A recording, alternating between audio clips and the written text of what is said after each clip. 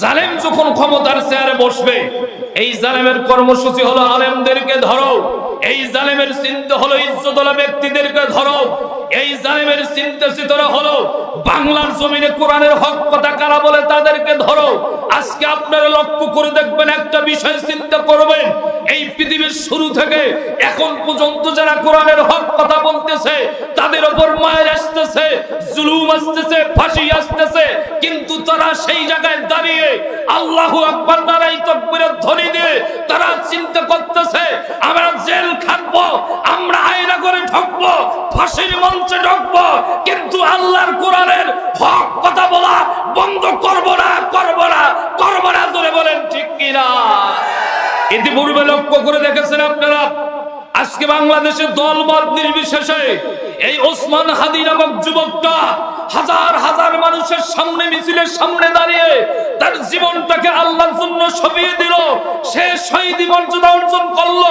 এই ওসমান হাদিকেও এই জালেমের বাচ্চারা পৃথিবীর জমিন থেকে গুলি করে বিদায় করে দিল।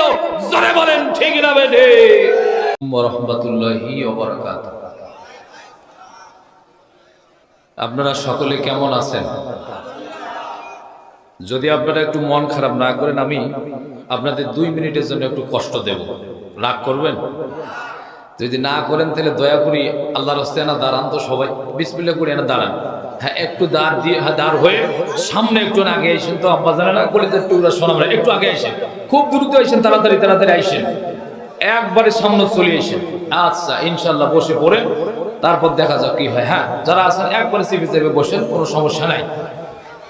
আলহামদুলিল্লাহ আলহামদুলিল্লাহ নাহমাদুহু ওয়া নাস্তাঈনুহু ওয়া নাস্তাগফিরুহু ওয়া নু'মিনু বিহি ওয়া নাতাওয়াক্কালু আলাইহি ওয়া নাউযু বিল্লাহি মিন শুরুরি আনফুসিনা ওয়া মিন সাইয়্যাতি আ'মালিনা।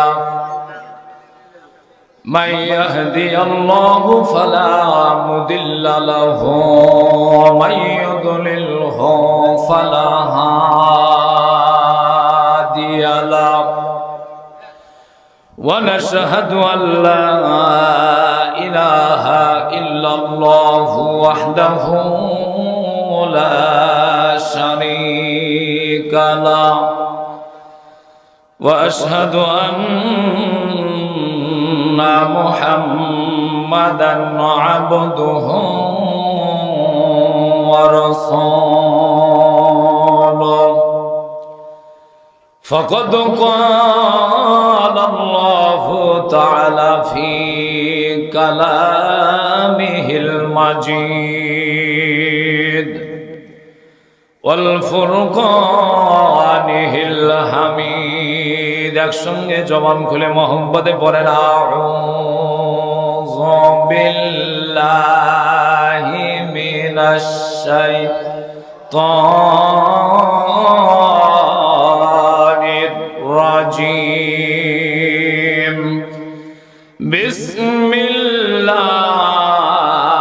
বিসমিল্লাহির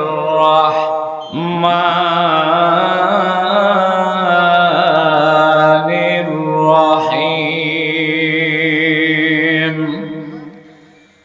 আল্লাযীনা ইম্মাক্কান্নাহুম ফিল আরদি আকামুস সালাতা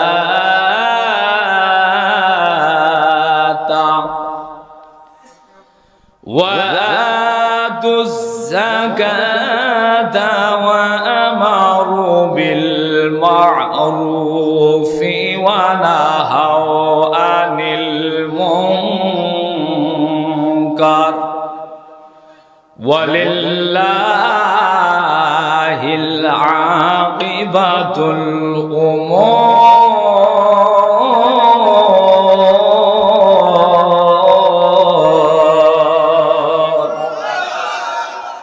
সাদাকাল্লাহুল আলিয়্যুল আযীম। قال رسول الله সাল্লাল্লাহু আলাইহি ওয়াসাল্লাম খায়রুকুম মান তাআল্লামাল কুরআনা ওয়া আল্লামা আও কামা ক্বালা আলাইহিস সালাতু ওয়াস সালাম। ও তুমি নামাজ পড়িয়া করবা কি রোজা রাখিয়া করবা কি? ওরে কলবেতে ঢুকিয়া গেল তোমার দারুণ শয়তানি। কথা বলেন ঠিক না বেঠিক? তুমি নামাজ পড়িয়া করবা কি রোজা রাখিয়া করবা কি? ওরে কলবেতে ঢুকিয়া গেল তোমার দারুণ শয়তানি। কলবেতে ঢুকিয়া গেল তোমার দারুণ শয়তানি। হস করিয়া তুমি হয়েছো হাসি, মনটা যে তোমার দারুণ পাজি। শ্রদ্ধার আধার এক মনে বেশি। কথা বলেন ঠিক না বেঠিক? হস করিয়া তুমি হয়েছো হাসি, মনটা যে তোমার দারুণ পাজি। শ্রদ্ধার আধার এক মনে বেশি। তুমি রোজা রাখিয়া করবা কি নামাজ পড়িয়া করবা কি? ওরে কলবেতে ঢুকিয়া গেল তোমার দারুণ শয়তানি। কথা বলেন ঠিক না বেঠিক? গায়ে জুব্বা মাথায় টুপি, ক্ষতি করো মানুষের সুপি সুপি। মনটা যে তোমার দারুণ শয়তানি। গায়ে জুব্বা মাথায় টুপি, ক্ষতি করো মানুষের সুপি সুপি। মনটা যে তোমার দারুণ শয়তানি। তুমি জুব্বা পড়িয়া করবা কি টুপি পড়িয়া করবা কি? ওরে কলবেতে ঢুকিয়া গেল হাজি তোমার দারুণ শয়তানি। ওরে কলবেতে ঢুকিয়া গেল তোমার দারুণ শয়তানি। কথা বলেন ঠিক না বেঠিক? সম্মানিত বন্ধুগণ, আসেন, আসলে আজকে আমার সময় একেবারে কম। মাহফিলের আসলে বক্তা নেওয়ার দরকার দুইটা না হয় তিনটা। ওয়াজ করলে করুন, না করলে নেই। কিন্তু বেশি বক্তা নিয়ে আলো বলছে, যাই প্রথম তো ছয় জায়গায় পড়েছে, স্লিপ করতে না এসেছে। আর আমাকে দেন 30 মিনিট। এই 30 মিনিটে কি হইবে কন? যা আছে কপালে তাই হইবে আজ সকালে, না সকাল ধরে রাত হয়েছে নাকি? চলবে না? আচ্ছা আসেন। তো যাই হোক, ইনশাল্লাহ আমি আপনাদের সামনে হয়তো বেশি সময় পাবো না, আলোচনার সেই সুযোগ হবে না। শুধু একটু পরিচয় নেওয়ার জন্য দেওয়ার জন্য আমি চললাম।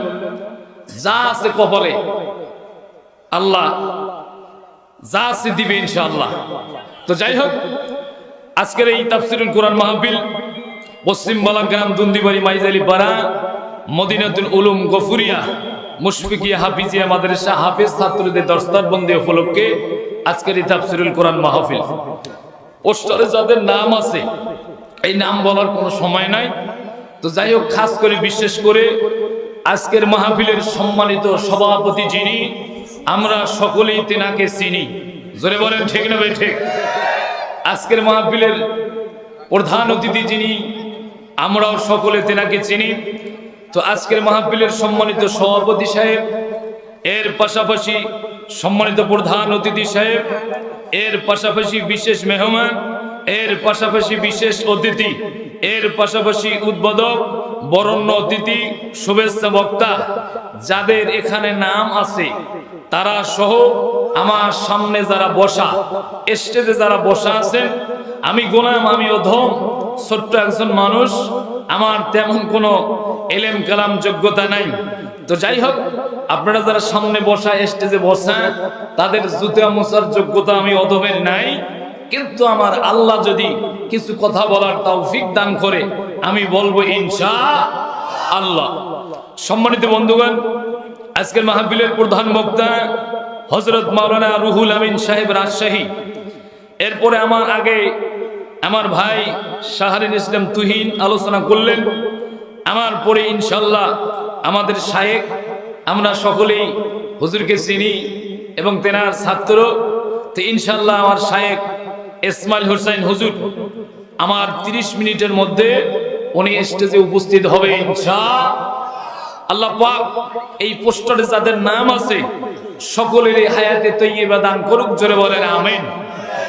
আমার সামনে যারা বসা পর্দার অন্তরালে মা এবং বোনেরা, আমি আবারও সকলের সামনে সকলকে আবারও আমি সালাম জানাই, আসসালামু আলাইকুম ওয়া রাহমাতুল্লাহি ওয়া বারাকাতুহু। আমি শুনতে চাচ্ছি আপনারা সকলে কেমন আছেন? এই তাফসীরুল কোরআন মাহফিলে আসতে পেরে খুশি না বেজার?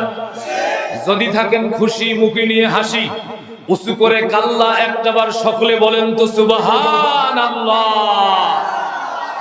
আব্বাজানেরা আসেন, যারা দাঁড়িয়ে আছেন বসে পড়েন। তবে সবথেকে একটা দুঃখের বিষয় হলো এখন পর্যন্ত রাস্তায় ঘাটে দোকানে যতগুলো লোক আছে, আচ্ছা বলেন এখানে নারী এবং পুরুষ, নারী এবং কি পুরুষ উভয়ের জন্য আলোচনা শোনার ব্যবস্থা আছে না? আপনাদের জন্য পুরুষ প্যান্ডেলে পুরুষের জন্য, মহিলা প্যান্ডেলে মহিলাদের জন্য। এটা কথা আমার বুঝে আসে না। পুরুষ প্যান্ডেলে বসলো পুরুষ, মহিলা প্যান্ডেলে বসিল মহিলা, তার মানে মেকআপ। এবার পুরুষ প্যান্ডেলেও যারা বসতে পারলো না, মহিলা প্যান্ডেলেও যারা বসতে পারতেছে না, এবার বলেন তো আমাদের বাংলাদেশে আর একটা লোক আছে, সেটার নাম কি বলেন তো? জোরে গান আপনি শুনবে, রাগ হইবে। কি নাম? তাহলে পুরুষ প্যান্ডেলে পুরুষ, মহিলা প্যান্ডেলে মহিলা। আর দোকান রাস্তাঘাটে যারা ঘুরতেছে তারা কি হিজড়া? নো, তারা হিজড়া না। আসেন আমার কলিজার টুকরা সোনারা, যারা এখনো ঘোরাফেরা করতেছেন, আমি অনুরোধ করব, এই যে মাহফিলটা করতে গিয়ে কমিটিরা অনেক কষ্ট করে প্রোগ্রামটা করেছে। জীবনটা দোকান করতে করতে, খাইতে খাইতে জীবন শেষ, দোকান ঠিক না বেঠিক? মৃত্যুর সময় হয়ে গেল, আজরা আসছে, তারপরও কয় এক চামচ পানি দাও, ওই পানির জন্য হা করিয়েছে, ওর জীবন বাঁচানো হতে আজরাল আসছে, ওই মরচু খায়, দোকান ঠিক না বেঠিক? আমি অনুরোধ করব যারা এখনো বাইরে আছেন আসেন। আমার দ্বারা বাবা কোনো ওয়াজ হবে না, আমি হুজুরক বলিয়েছিলাম যে একটু লোকজনেরা জড়ো করে দেয়, আপনি আসি সুন্দরভাবে আলোচনা করবেন। আল্লাহ পাক আমাদের সবাইকে, যেই মুহূর্তে অসংখ্য মানুষ এখনো রাস্তাঘাটে ঘোরাফেরা করতেছে, হাসপাতালের বেডে শুয়ে আছে, টিভি আর সিনেমা গান বাজনা নিয়ে ব্যস্ত আছে, আল্লাহ পাক আমাদের সবাইকে দয়া করে, মায়া করে, ভালোবেসে সুস্থ শরীরে একত্রিত হয়ে জান্নাতের বাগানে আসার এবং বসার তৌফিক দান করলেন। এজন্য আমরা অন্তরে অন্তর থেকে সেই রবের প্রতি শুকরিয়া আদায় করে আমরা সকলে বলি আলহামদুলিল্লাহ। বিশ্ব নবীর প্রতি দরুদ ও সালাম পেশ করি, আমরা সকলে বলি সাল্লাল্লাহু আলাইহি ওয়াসাল্লাম। সম্মানিত বন্ধুগণ আসেন, আমি সময় যেহেতু পাবো না, এজন্য কোনো কথা হবে না, ডাইরেক্ট একটু সময় আলোচনা করব। আমি একটু সময় শুধু আলোচনা করতে চাই, যদি আপনাদের অনুমতি পাই। অনুমতি আছে কি ভাই? আল্লাহ কবুল করুক, জোরে বলেন আমিন। আমি আপনাদের সামনে সূরাতুল হজ 114 খানা যে সূরা আছে, এই সূরার ভিতরে সূরাতুল হজের আমি 41 নম্বর আয়াতে কারিমা তেলাওয়াত করেছি। আমার 41 নম্বর আয়াতে কারিমা আমার রব কি বলেছে? আচ্ছা বলেন তো, এখানে যারা বসে আছি এই জমিনে, এই জমিনটা কার? জোরে বলেন, জমিনটা কার? আসমান কার? আরো জোরে বলেন, আসমান কার? এই কোরআনুল কারীম কার? তাহলে একটা কথা স্পষ্ট ভাবে মাইজানের মানুষ আপনারা ভালো করে শুনে নেন, এই বাংলার জমিন যার, আসমান যার, এই কোরআন যার, এই জমিনে কথা চলবে তার। জোরে বলেন ঠিক না বেঠিক? আমার বন্ধুগণ, আজকে বাংলার জমিন আছে, আজকে আল্লাহর কোরআন আছে, কিন্তু কোরআনকে আমরা সুন্দর করে বেঁধে উপরে রেখে দিয়েছি। আজকে কোরআন শুনতে আমরা আসি, কিন্তু কোরআনের হক কথাগুলো বলি না। কোরআন শুনার মানুষ আছে, কোরআন শুনার মুসলমান আছে, কিন্তু বাংলার জমিনে কোরআনের হক কথাগুলো বলার মানুষ এখন পর্যন্ত নাই। কিন্তু যারা হক কথা বলতেছে তাদের উপরে নির্যাতন জুলুম আসতেছে। জোরে বলেন ঠিক না বেঠিক?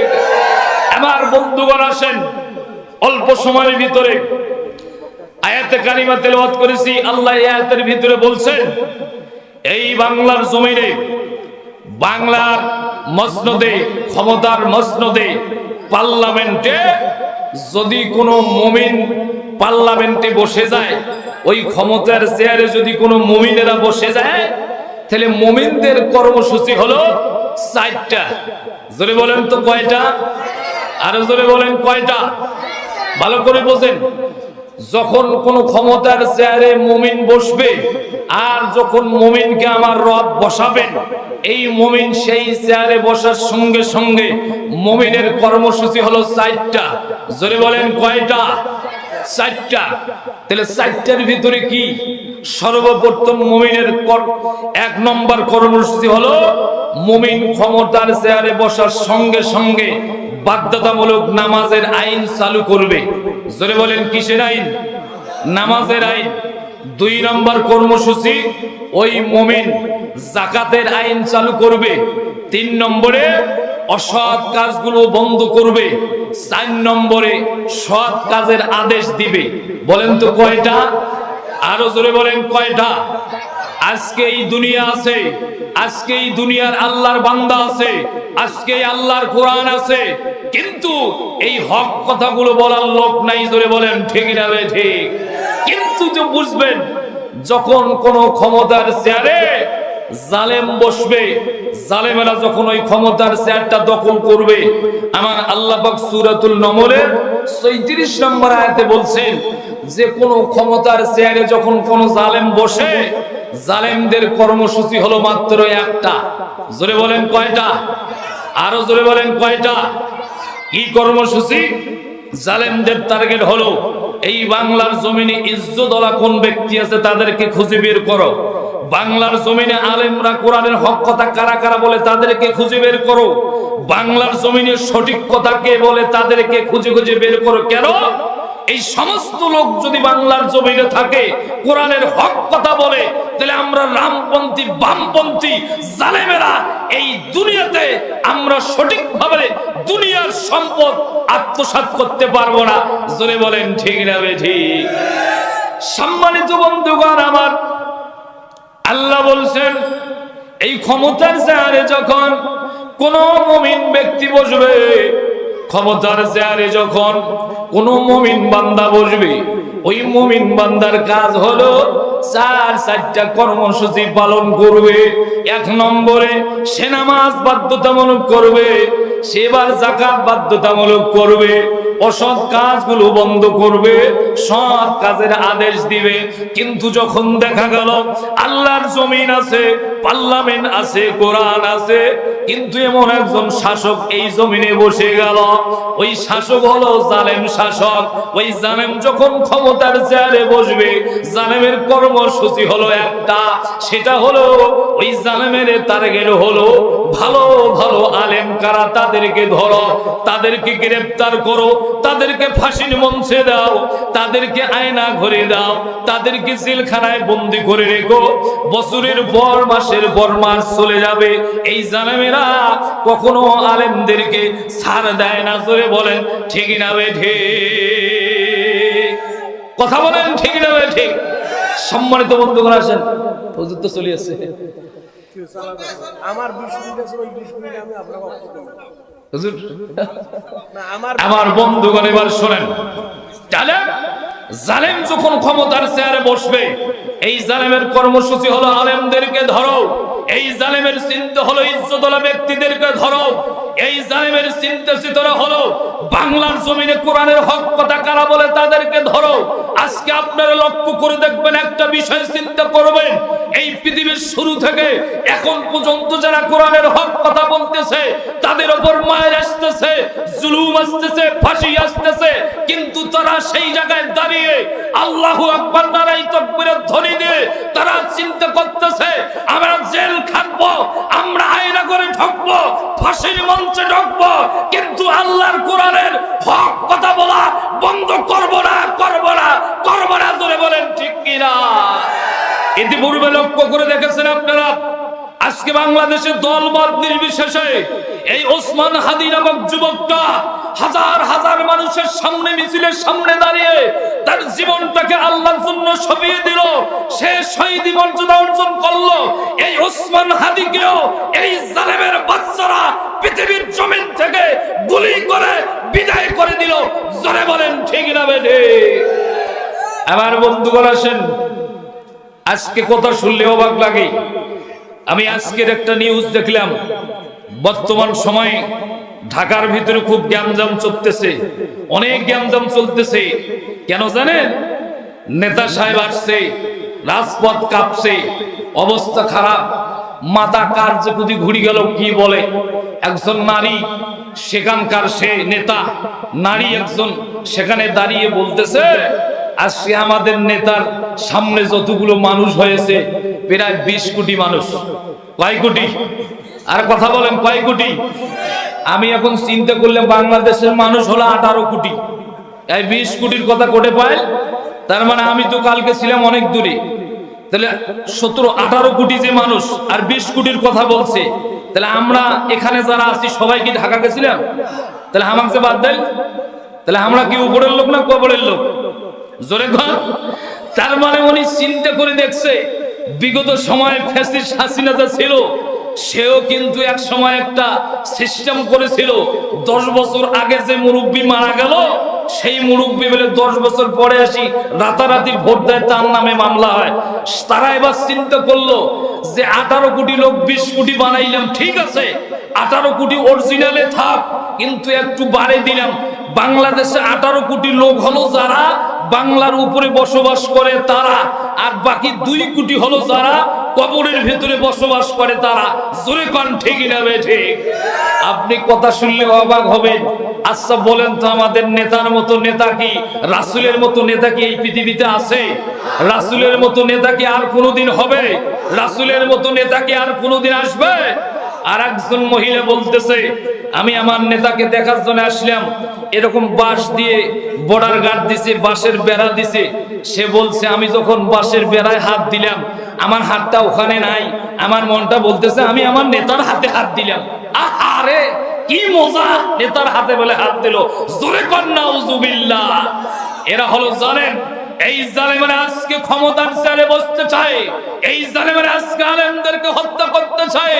এই জালেমদের চিন্তা হলো কে কে কোথায় মারা যায়, যাক, কোন জায়গায় কে মরুক, কোনো চিন্তা নাই, আমাদের ক্ষমতার চেয়ারটাই লাগবে। জোরে বলেন ঠিক না ঠিক? সম্মানিত বন্ধুগণ আমার, তাহলে পরে কোন শাসক জালেম যখন ক্ষমতার চেয়ারে বসে, ওই জালেমের কাজ হলো বাংলাদেশে হোক সারা বিশ্বে কোরআনের কথাগুলো বলবে যারা, তাদেরকে ধরে ধরে সুন্দরভাবে সাইজ করে পাঠাই দিতে হবে। তাদের চিন্তা চেতনা হলো না না, এই দুনিয়াতে কে কোথায় মারা যায় যাক। বিগত সময় ছিলেন যিনি, তিনিও চিন্তা করেছিলেন লাশের উপরে লাশ পড়বে, তার উপরে লাশ পড়বে, আমার থাকা দরকার। বর্তমান সময়েও কিছু জালেমেরা চিন্তা করতেছে কোন মানুষ কোথায় মারা যায় যাক, আমাদের থাকতে হবে। জোরে বলেন ঠিক না ঠিক? বন্ধুগণ, আমার আলোচনার কোনো সময় নাই, কিন্তু আমি 5 মিনিটে বলতে চাই, আল্লাহর পয়গম্বর ঈসা আলাইহিস সালাতু ওয়াস সালাম, আপনারা সকলেই জানেন আব্বাজান, একটা বাংলা কথা আছে বাবা, লোভে পাপ আর পাপে কি? আরো জোরে বলেন। লোভে পাপ, পাপে মৃত্যু, এই কথাটা অবশ্যই মনে রাখতে হবে। ইতিপূর্বে সময়ে লোভ করেছিলেন যারা, পাপ করেছিলেন তারা, পাপ যখন হলো বেশি আর তারা থাকতে পারলো না এই জমিন থেকে, তারা রাতারাতি, তার মানে ওই জমিন থেকে তারা পালাইতার দিশায় পাইল না। আব্বা জানেন আমার, আল্লাহর পয়গম্বর ঈসা আলাইহিস সালাতু ওয়াস সালাম সফরে যাবে, বের হলেন বাবা। কিন্তু যাওয়ার সময় একজন ইহুদি বলতেছে, হুজুর আমিও আপনার সঙ্গে সফরে বের হব। আল্লাহর পয়গম্বর ঈসা ডাক দিয়ে বলছে, ইহুদি রে, যেহেতু আমার সঙ্গে বের হবে, চলো চলো আমরা চলে যাব। দুইজনে এবার একসঙ্গে বের হলেন। কিন্তু আব্বা জানেন আমার, আল্লাহর পয়গম্বর ঈসা আস্তে করে সুন্দর করে বের হওয়ার সময় তার সাথে খাবারের জন্য 3টা মাত্র রুটি নিলেন। জোরে বলেন কয়টা? আরো জোরে বলেন। 3টা মাত্র রুটি নিলেন। নেওয়ার পর ঈসা পয়গম্বর ডাক দিয়ে বলছে, ইহুদি রে, এই রুটি 3টা রেখে দাও। আমরা রাস্তায় চলতে গিয়া যেখানে খিদা লাগবে, আমরা অল্প সময় সেই জায়গার ভিতরে যাওয়ার পরে রুটিটা বের করে আমরা খাবো।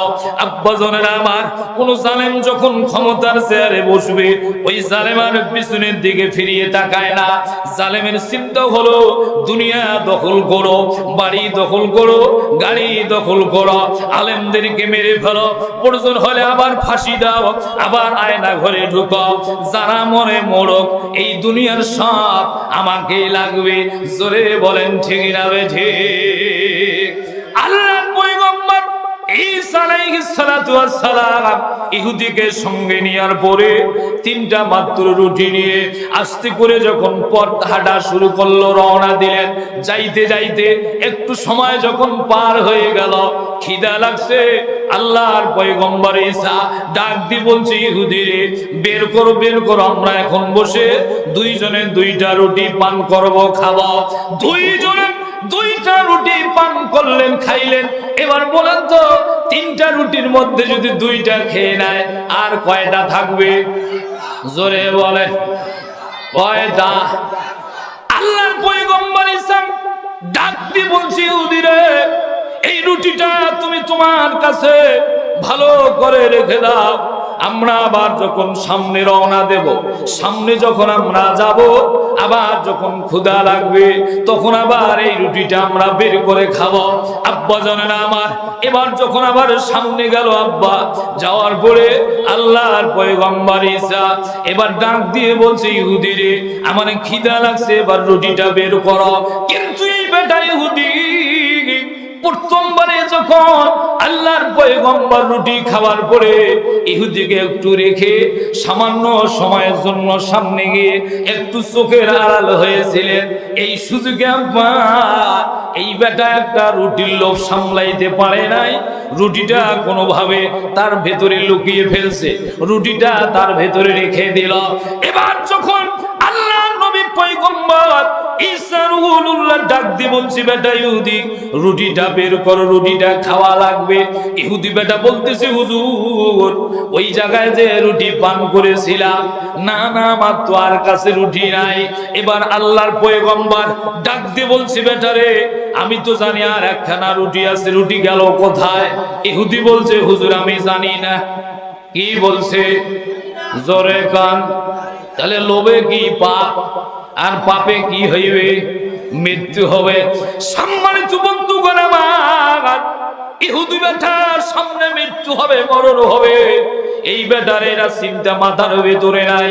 চিন্তা হলো মরলে মরব, জীবন গেলে চলে যাবে, কিন্তু এই রুটি আমি বের করে দেব না, এই রুটির লোভ আমার সামলা, এটা সম্ভব হবে না। আল্লাহর পয়গম্বর যতই আমার কাছে রুটির কথা বলো, না না, এই রুটি আমি বের করে দেব না। আবার যখন আল্লাহর পয়গম্বর ঈসা একটু সামনে চলে গেলেন, আল্লাহর পয়গম্বর ভালো করে জানে এই রুটিটা কিন্তু ইহুদির কাছে আছে, কিন্তু এই বেটা রুটিটা বের করে দিচ্ছে না। কিন্তু এবার আমি যে একজন নবী, আমি যে একজন রাসূল, আমার আল্লাহ আমাকে এমন কিছু মুজিজা দিয়েছেন, আমাকে এমন কিছু জিনিস দিয়েছেন, আমি এই মুহূর্তে বাস্তব কিছু মুজিজা এই ইহুদির কাছে দেখাইতে চাই। ওদের শেষ করে দেব, শেষ করে দেব, শেষ করে দিই নাকি? হ্যাঁ,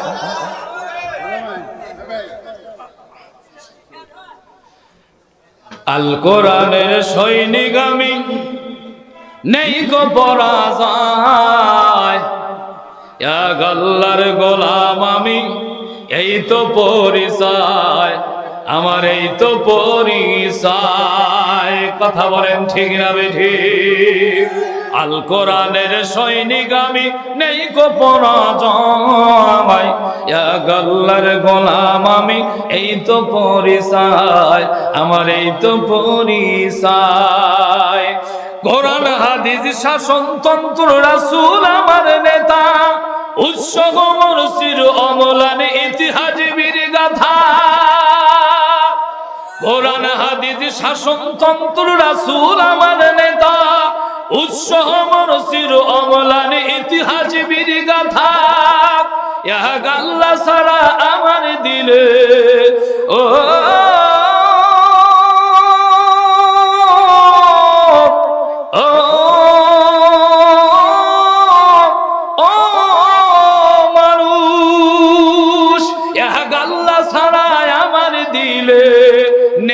কারো ভয়, এক আল্লাহর গোলাম আমি, এই তো পরিচয় আমার, এই তো পরিচয়। কথা বলেন ঠিক না বেঠিক? আমার বন্ধুগণ, এই দুনিয়াতে যারা সত্যিকার অর্থে আল্লাহর গোলাম হবে, সত্যিকারে যারা আল্লাহকে ভালোবাসবে, সত্যিকারে যারা রাসূলের সৈনিক হবে, সত্যিকারে যারা কোরআনের হক কথাগুলো বলবে, তাদের পরিচয় হলো তারা একমাত্র আল্লাহর গোলাম। আল্লাহর গোলামেরা আল্লাহর কোরআনের জন্য তারা মরতে রাজি আছে, ফাঁসির কাস্টে ঝুলতে রাজি আছে, তারা আয়না ঘরে ঢুকতে রাজি আছে, কিন্তু তারা বাতিলের সঙ্গে কখনো মাথা নত করবে না, বাতিলের সঙ্গে কখনো তারা আপোষ করবে না। কারণ হলো আমার আল্লাহ বলছে, রাসূল আপনি যখন মক্কার ভিতরে 40 বছরের আগে সবার কাছে আপনি খুব প্রিয় ছিলেন, কিন্তু আমি আল্লাহ যখন আপনার উপরে কোরআন নাজিল করলাম, এই কোরআনের দাওয়াত দেওয়া যখন শুরু করলেন, রাসূল আপনি জানেন না ওই মক্কার আবু জেহেল, উতবা, সাইবা, ওলীদ ইবনে মুগীরা ওরা আপনাকে অনেক ভালোবাসতো, কিন্তু রাসূল যখন আপনি কোরআনের দাওয়াত দেওয়া শুরু করলেন, ওই আবু জেহেলের গোষ্ঠীরা তখনই আপনার বিরোধিতা শুরু করলো। জোরে বলেন ঠিক না বেঠিক? তাহলে বন্ধুগণ আমার এখান থেকে বুঝে নিতে হবে, কোরআনের বিরোধিতা শুধু বর্তমান চলছে না, কোরআনের বিরোধিতা আমার নবীর সময় শুরু হয়েছে, তখনও ছিল, এখনো আছে, মৃত্যু পর্যন্ত কোরআনের বিরোধিতা থাকবে। মৃত্যু পর্যন্ত জালেমেরা এরকম আলেমদের উপরে হামলা করবে, মৃত্যু পর্যন্ত জালেমেরা এইভাবে আলেমদেরকে ধরে ধরে শেষ করে দিবে, মৃত্যু পর্যন্ত যারা আল্লাহ রাস্তায় কোরআনের কথা বলবে তাদেরকে শেষ করে দিবে। আমার আল্লাহ পাক রব্বুল আলামিন বলছে, দুনিয়ার মানুষেরা ভালো করে সুন্দর করে শুনে নাও, আমার কোরআনের আইন বাস্তবায়ন করতে গিয়া, কোরআনের হক কথাগুলো বলতে গিয়া, ওই বাংলার জমিনে তোমরা যারা জীবন দাও, তোমরা যারা শহীদ হয়েছো, আমি আল্লাহ পাক বলে দিলাম তোমরা আমার কোরআনের জন্য শহীদ হইতে দেরি হবে, আমি আল্লাহ আর জান্নাতে আসতে দেরি হবে না। জোরে বলেন সুবহানাল্লাহ। আমার বন্ধুগণ, আল্লাহর পয়গম্বর ঈসা যখন আর সামনে আসার পরে এবার ইহুদি বেটা যখন আর ওই শিকার করতেছে না, ঠিক ওই সমান ভেতরে সুন্দর করে এবার আল্লাহর পয়গম্বর ঈসা ডাক দিয়ে বলছি, বেটা ইহুদি রে, দেখো দেখো আমি একজন নবী, আমি একজন নবী। আল্লাহ পাক আমাকে বিশেষ কিছু মুজিজা দিয়েছে, বিশেষ কিছু আমাকে মুজিজা দিয়েছে, পাওয়ার দিয়েছে। আমার বন্ধুগণ ইহুদিকে সামনে বসায় রাখলেন। হঠাৎ করে আল্লাহর পয়গম্বর ঈসা এই একটা বন সামনে আছে, বন দিয়ে একটা হরিণ যাচ্ছিল। আল্লাহর পয়গম্বর ঈসা হরিণকে যখন ইশারা করলেন, হরিণটা অটোমেটিক ভাবে চলে আসলেন। আল্লাহর পয়গম্বর ঈসা ডাক দিয়ে বলছে, হরিণ রে, আল্লাহর হুকুম মতো, আল্লাহ আমাকে যে পাওয়ার দিয়েছে, আল্লাহর হুকুম মতো আমার কাছে গোশত ভুনা হয়ে আমার সামনে এই মুহূর্তে চলে আসো, কারণ হলো আমাদের ক্ষুধা লাগছে, আমরা খাবো। আল্লাহর পয়গম্বর ঈসা বলতে দেরি হলো, এবার হরিণের গোশত সুন্দরভাবে ভুনা হয়ে সামনে আসতে দেরি হলো না। আল্লাহর পয়গম্বর ঈসাও খাইলেন, ইহুদিও এবার খাইলেন। খুবই মজা লাগলো, তৃপ্তি পাইল। কিন্তু সব থেকে মজার বিষয় হলো আল্লাহর পয়গম্বর ঈসা ইহুদিকে একটা এবার সুন্দরভাবে চমক দেখাচ্ছে, পাওয়ার দেখাচ্ছে, ইহুদিকে সুন্দরভাবে দেখাচ্ছে আমি যে নবী, আল্লাহ আমাকে এমন মুজিজা দিয়েছে। খাওয়ার পরে যে হাড্ডিগুলো সেখানে এবার সামনে রেখেছিলেন, ঈসা পয়গম্বর ডাক দিয়ে বলছে, ও হাড্ডিগুলো, আল্লাহর হুকুমে এখন তুমি আবার জীবিত একটা হরিণ হয়ে আমার কাছ থেকে আবার বনের দিকে চলে যাও। জোরে বলেন সুবহানাল্লাহ। আমার বন্ধুগণ, আবার যখন একটা হাড্ডিগুলো থেকে একটা জীবিত হরিণ হয়ে আবার যখন বনের দিকে রওনা হয়ে গেলেন, এবার আল্লাহর পয়গম্বর ঈসা বলছি, ইহুদি বেটা, বলো বলো, আল্লাহ আমাকে মুজিজা দিছে কি দেয় নাই? বলো বলো, আল্লাহর পাওয়ার আছে না নাই? কোরআনের পাওয়ার আছে না নাই? ও বেটা ইহুদি রে, যে আল্লাহ আমাকে পাওয়ার দিল, সে আল্লাহর কসম করে বলতেছি, বলো বলো, রুটিটা কার কাছে আছে? রুটিটা বের করে দাও। ইহুদি বেটা বলছে, না না না না, আপনি যতই আমারে মুজিজা দেখান না কেন, যতই আপনি আল্লাহর কথা বলেন না কেন, যতই আপনি ভালো কিছু করেন না কেন, আমি সব শুনতে রাজি আছি, আমি রুটি বের করে দিতে রাজি না। তার মানে লোভে পাপ, পাপে মৃত্যু। লোভ ধরে বলে আছে না নাই? আমার বন্ধুগণ, আমাকে সিরিপ দিল 5 মিনিটে শেষ করতে হবে বাবা, কিন্তু আমার হুজুর এখানে বসে আছে, হুজুরকে স্টেজে বসে রেখে আলোচনা করাটা আমার ঠিক হবে না আব্বাজান।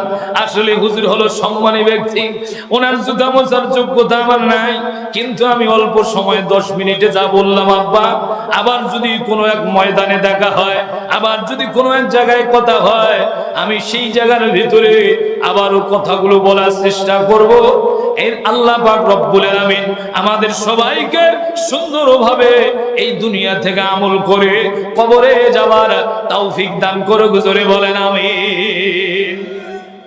আমার বন্ধুগণ, শেষ করে দেই, হ্যাঁ।